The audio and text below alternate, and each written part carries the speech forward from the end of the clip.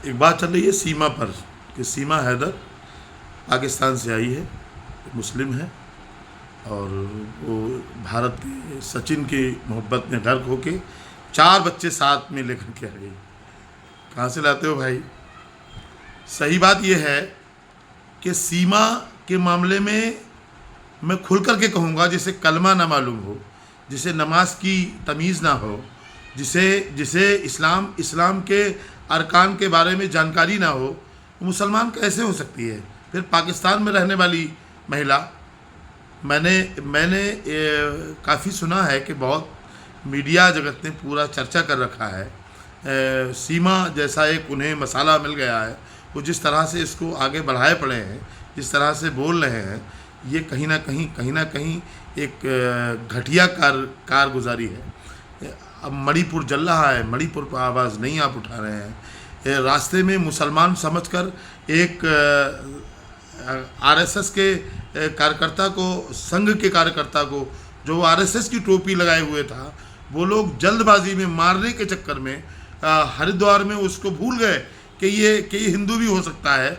उसे मुसलमान समझ के उसकी पिटाई लगाई गई, उसकी गाड़ी में आग लगाने की कोशिश की।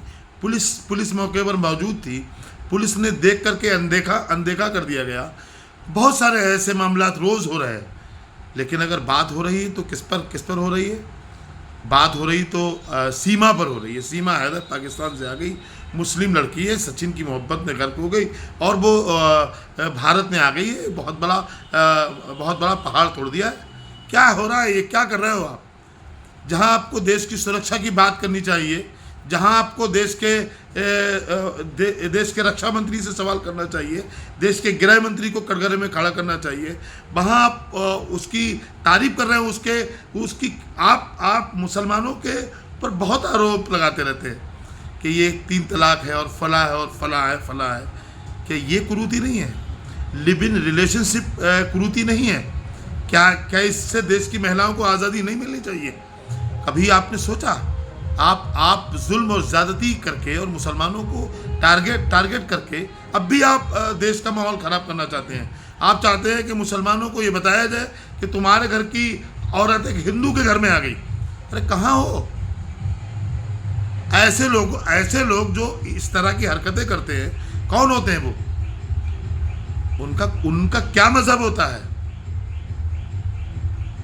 आप अभी कोई मुस्लिम महिला हिंदू हो जाए तो आप उसे दिखाने की ऐसे कोशिश करते हैं जैसे पता नहीं कौन सा शहर आपने फतेह कर लिया है, कौन सा मुल्क आपके हिस्से में आ गया है, कहाँ आपने किसको हरा दिया है। अरे सोचो, ये देश को कहाँ ले जाना चाहते हो? मुसलमान कहीं पर नमाज पढ़ ले तो आप लोग आफत उसकी कर देते हैं। अगर सड़क पर कहीं जा रहा है तो बस उसने रुकवा दी और उसने नमाज पढ़ ली तो आप ड्राइवर को और कंडक्टर को सस्पेंड करवा के रख देते हैं। आप मुकदमे आप कर रहे हैं। आज काबर यात्रा पे हज़ारों लोग पूरे देश में निकले हुए हैं। क्या है, वो रास्ते में जलसे नहीं करते? रास्ते में उनकी तकरीरें नहीं होती?